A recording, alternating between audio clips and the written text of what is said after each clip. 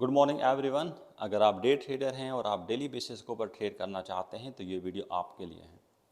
Remember, जब भी मैं डे ट्रेडिंग की बात करता हूँ तो मेरी मुराद फॉरेक्स की ट्रेडिंग होती है, commodities like gold, silver and crude oil की ट्रेडिंग होती है, क्रिप्टो करेंसीज की trading and broader market indices की trading like S&P 500, US tech जिसको नैस्डैक 100 भी बोलते हैं, उसमें अगर आप ट्रेड करते हैं, या किसी भी फाइनेंशियल इंस्ट्रूमेंट के CFDs एंड उसके ऊपर आप ऑप्शन में ट्रेड करना चाहते हैं।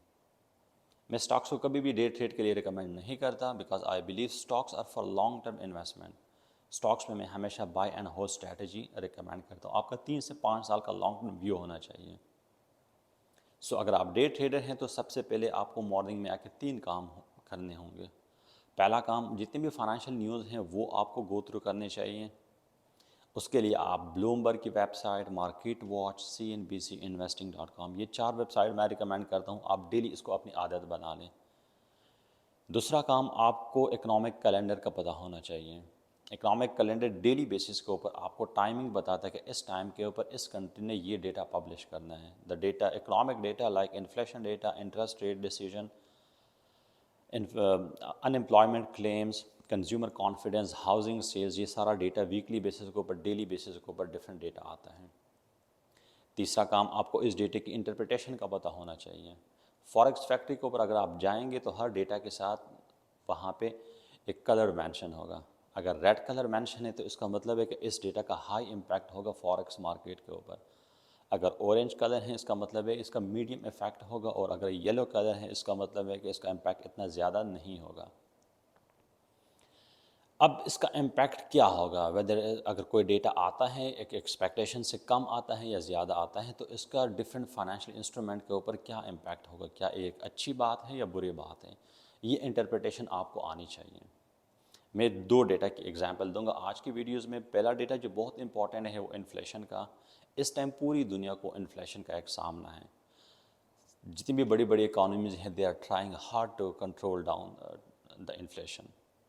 उसके लिए जो जितनी भी कंट्रीज़ हैं, इकॉनमीज़ हैं, उनके पास क्या ऑप्शन हैं? एक ही उनके पास ऑप्शन है, वो है मॉनेटरी टाइटिंग, यानी इंटरेस्ट रेट बढ़ा है ताकि इकॉनमी में मनी की सर्कुलेशन कम हो।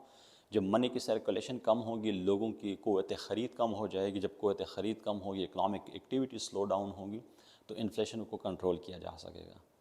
सो अगर एक्सपेक्टेशन है कि इन्फ्लेशन 3% आएगा, बट एक्सपेक्टेशन से ज़्यादा आई है, तो it's a bad news for gold, it's a bad news for indices, markets गिरेगी, ब्रॉडर मार्केट। लेकिन ये अच्छी खबर होगी फॉरेक्स में स्पेसिफिकली। अगर हम यूएस की बात करें तो डॉलर के लिए, डॉलर स्ट्रॉन्ग होगा। क्यों? इसका मतलब है कि मॉनेटरी टाइटिंग जारी रहेगी, इंटरेस्ट रेट हाई रहेंगे, मार्केट में डॉलर की सप्लाई कम होगी। जब डॉलर की सप्लाई कम होगी तो उनकी वैल्यू ऑटोमेटिकली बढ़ेगी, इंक्रीज़ होगी। सो ये एक अच्छी न्यूज़ होगी डॉलर के लिए।